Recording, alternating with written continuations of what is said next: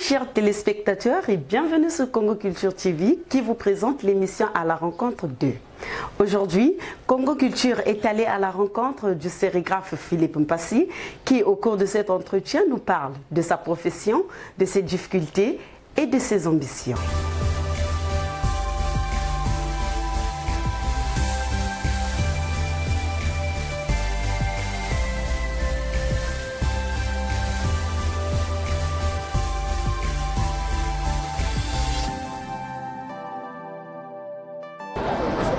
Bonjour monsieur. Bonjour. Est-ce que vous pouvez vous présenter aux téléspectateurs de Congo Culture TV? Oui, je m'appelle monsieur Mpassi Philippe. Mpassi Philippe. Et vous faites quel métier? Je suis sérigraphe. Alors pouvez nous dire un peu la sérigraphie, c'est quoi? Qu'est-ce que vous faites souvent? La sérigraphie, ça fait partie de la décoration. Un décorateur, il fait la sérigraphie, y compris la décoration. Donc c'est ça, en général c'est ça, la décoration. Vous êtes spécialisé dans quel type d'activité? J'ai fait la décoration, j'ai fait les t-shirts, c'est ça qu'on appelle la sérigraphie. Vous êtes aussi dans les cachets?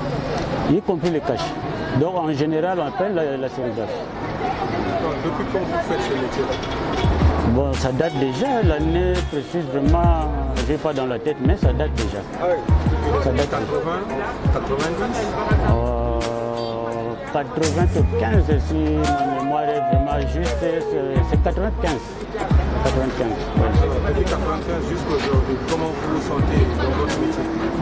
Bon, à l'époque ça marchait un peu bien, mais ces derniers temps, il y a trop de difficultés.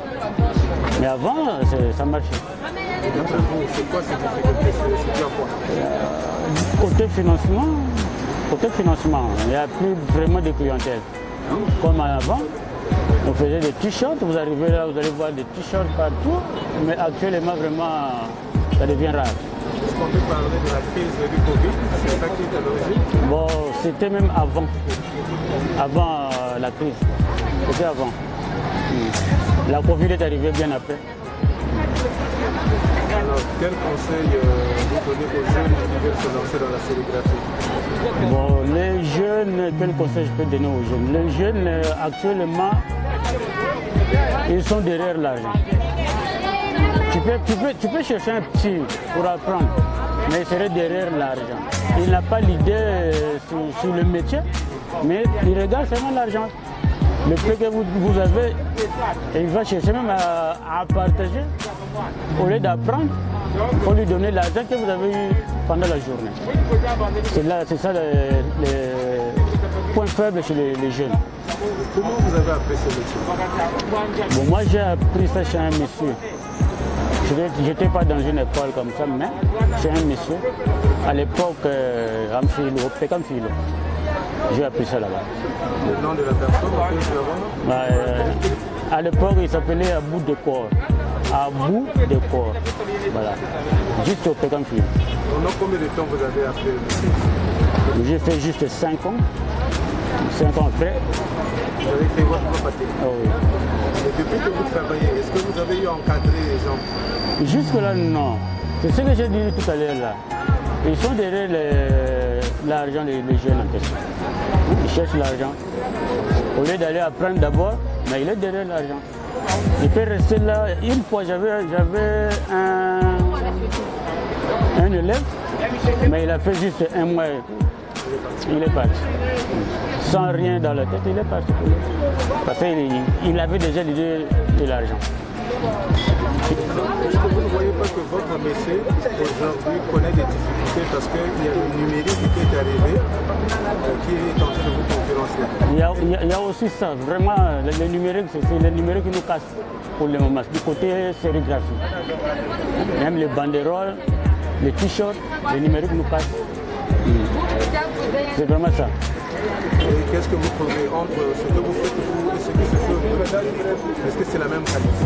Non, ça ne peut pas être la même qualité.